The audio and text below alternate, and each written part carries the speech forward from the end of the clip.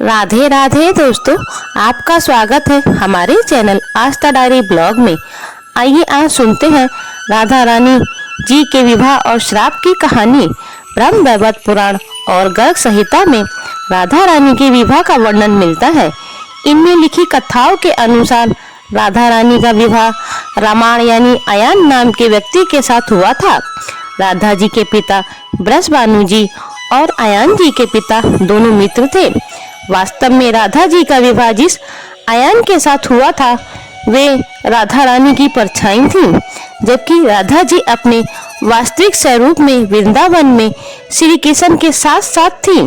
जहां राधा रानी और श्री कृष्ण जी का विवाह स्वयं ब्रह्मा जी संपन्न करा रहे थे, लेकिन गोलोक में मिले एक श्राप के कारण राधा जी को 100 वर्षों तक श्री कृष्ण जी से दूर रहना पड़ा।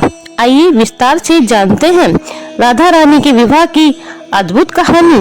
ब्रह्म वैवर्त पुराण के अनुसार स्वयं श्री ब्रह्मा जी के द्वारा एकांत कानन में उनके विवाह कराए जाने का वर्णन मिलता है। श्री राधा जी के रामायण गोप के साथ विवाह के बारे में भी उल्लेख किया गया है। ब्रह्म वैवर्त पुराण की कथा के अनुसार श्री दामा के श्राप के कारण राधा रानी को गोलोक से पृथ्वी पर आना पड़ा था। इस कथा के अनुसार एक बार श्री कृष्ण अपनी दूसरी पत्नी विरजा के साथ घूम रहे थे, तभी राधा रानी वहां आ गईं और वे श्री कृष्ण से नाराज होकर उन्हें कटु वचन बोलने लगी। श्री कृष्ण के सेवक श्री दामा जी को यह बात अच्छी नहीं लगी और उन्होंने राधा रानी जी को मनुष्य जैसा व्यवहार करने के लिए उन्हें पृथ्वी लोक पर मनुष्य के रूप में जन्म लेने का श्राप ही दे दिया। साथ ही श्री कृष्ण से एक पल की दूरी सहन न करने वाली राधा रानी को 100 वर्षों तक श्री कृष्ण के वियोग का श्राप भी दे दिया। राधा रानी ने भी क्रोधित होकर श्री दामा को पृथ्वी लोक पर शंखचूड़ नामक राक्षस बनने का श्राप दे दिया। पृथ्वी लोक पर भाद्रपद माह के शुक्ल की अष्टमी तिथि को राधा जी का अवतरण हुआ था। गर्ग संहिता के अनुसार राधा जी अनोजित थी, यानी माता के गर्भ से पैदा नहीं हुई थी। उनकी माता ने योग माया की प्रेरणा से वायु को ही जन्म दिया, परंतु वहाँ स्वेच्छा से राधा प्रकट हो गयी।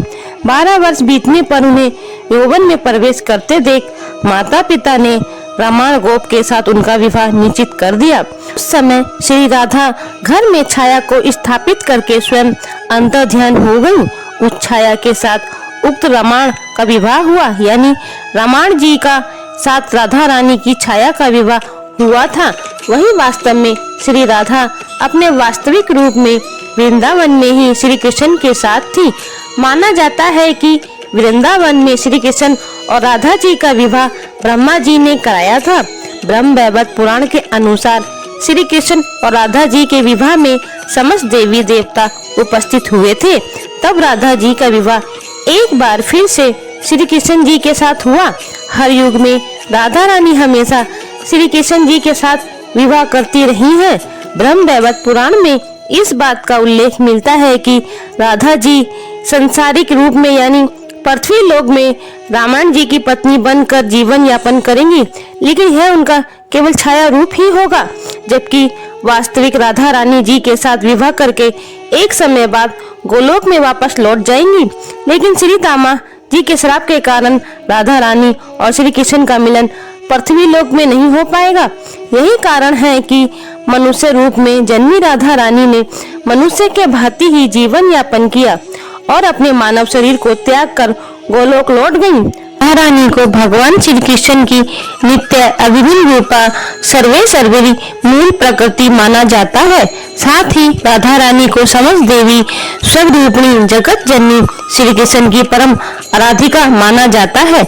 अगर आप लोगों को मेरी ये राधा कृष्ण की स्टोरी अच्छी लगी हो तो मेरी वीडियो को लाइक, कमेंट और शेयर जरूर कीजिएगा और मेरे चैनल को भी सब्सक्राइब जरूर कीजिएगा। बोलिए जय राधा रानी, श्री कृष्ण की जय।